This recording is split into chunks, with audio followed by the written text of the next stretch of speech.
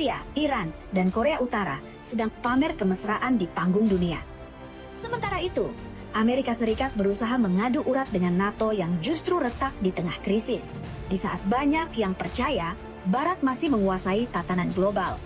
Kenyataannya tiga negara yang selama ini diisolasi justru membangun poros pertahanan baru yang semakin solid.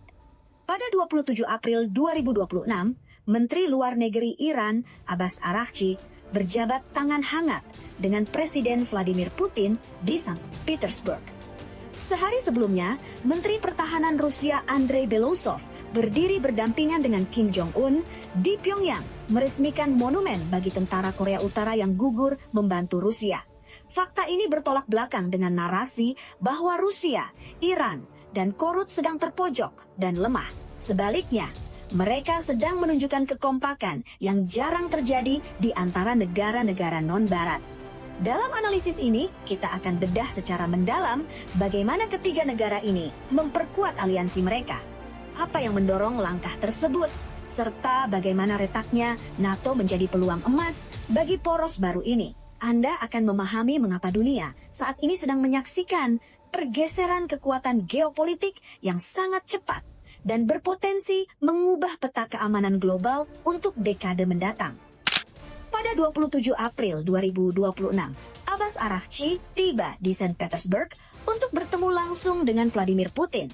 Pertemuan ini bukan sekadar kunjungan rutin. Putin secara terbuka memuji keberanian dan kepahlawanan rakyat Iran yang memperjuangkan kedaulatan mereka di hadapan tekanan Amerika Serikat dan Israel. Ia menjanjikan bahwa Rusia akan melakukan segala yang mungkin untuk kepentingan Iran dan perdamaian di Timur Tengah. Hubungan Rusia-Iran memang telah mendalam sejak bertahun-tahun. Iran menjadi salah satu pemasok drone Shahed terbesar bagi Rusia dalam operasi di Ukraina.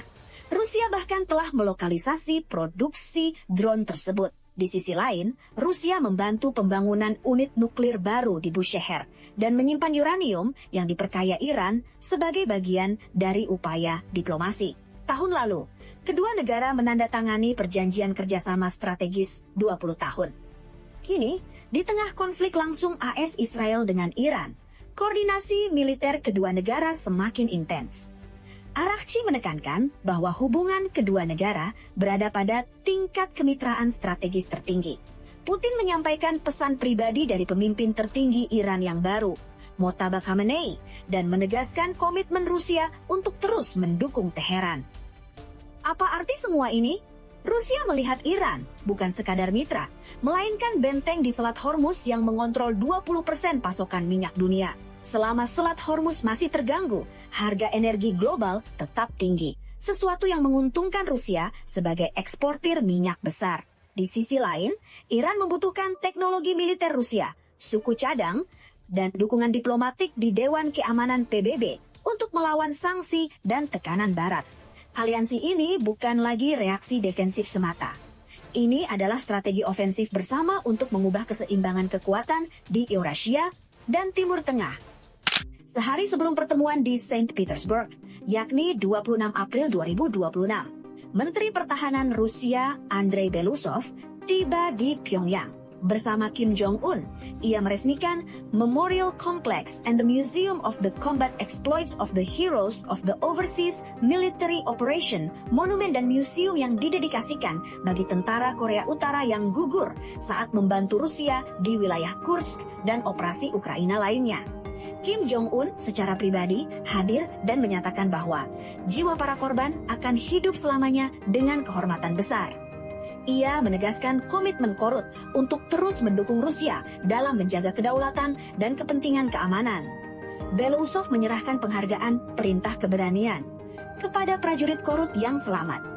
Kerjasama ini sudah berjalan sejak 2024. Korea Utara mengirimkan ribuan tentara, amunisi artileri, dan rudal ke Rusia. Rusia membalas dengan teknologi, makanan, dan pengakuan diplomatik. Kunjungan Belousov kali ini menandakan bahwa kerjasama militer kedua negara telah mencapai level yang sangat tinggi, bahkan terbuka.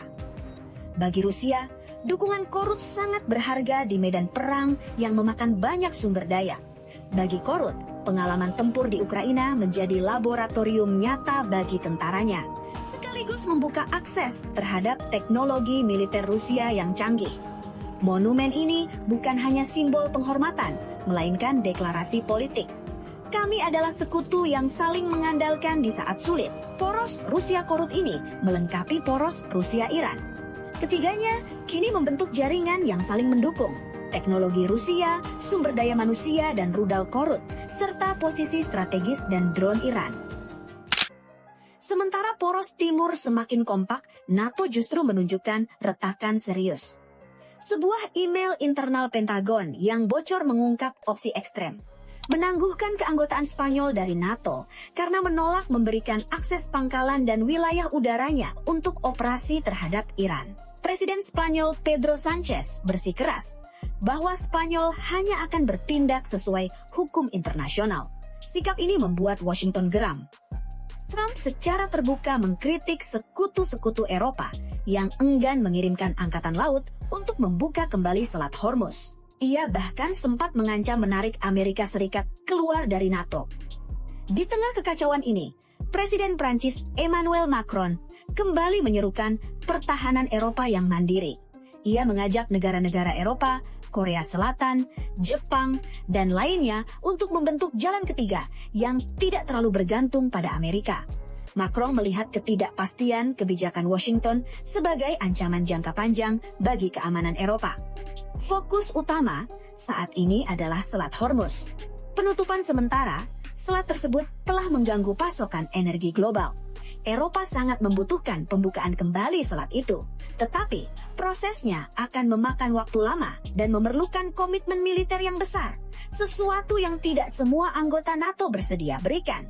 Retakan ini memberi angin segar bagi Rusia, Iran, dan Korut. Semakin barat terpecah, semakin mudah bagi poros baru ini untuk mengambil keuntungan diplomatik dan militer. Dunia sedang menyaksikan pembentukan dua blok yang semakin jelas. Blok Barat yang dipimpin AS NATO yang mengalami kelelahan dan perpecahan internal, serta Blok Timur yang terdiri dari Rusia, Iran, dan Korea Utara yang semakin solid meski di bawah sanksi berat. Ini bukan lagi perang dingin klasik. Ini adalah era multipolar, di mana kekuatan menengah dan besar non-barat mulai membentuk aliansi horizontal berdasarkan kepentingan bersama. Penolakan terhadap dominasi tunggal, kebutuhan teknologi dan sumber daya, serta keinginan mempertahankan kedaulatan. Dalam 6-12 bulan ke depan, kita kemungkinan besar akan melihat kerjasama militer yang lebih konkret antar ketiga negara ini. Mungkin transfer teknologi rudal yang lebih canggih, latihan militer bersama, atau bahkan koordinasi di forum internasional untuk menantang resolusi Barat. Di sisi lain, NATO akan terus diuji. Jika AS memaksa sekutu untuk ikut dalam operasi yang tidak populer, perpecahan akan semakin dalam. Eropa mungkin mulai serius membangun pertahanan mandiri. Tetapi proses itu akan lambat dan mahal. Ketika Barat sibuk mengadu urat dan saling tuding, Rusia, Iran, dan Korea Utara justru saling berpelukan di panggung dunia. Sejarah mengajarkan bahwa aliansi yang lahir dari tekanan luar seringkali lebih tangguh daripada aliansi yang dibangun di atas kenyamanan.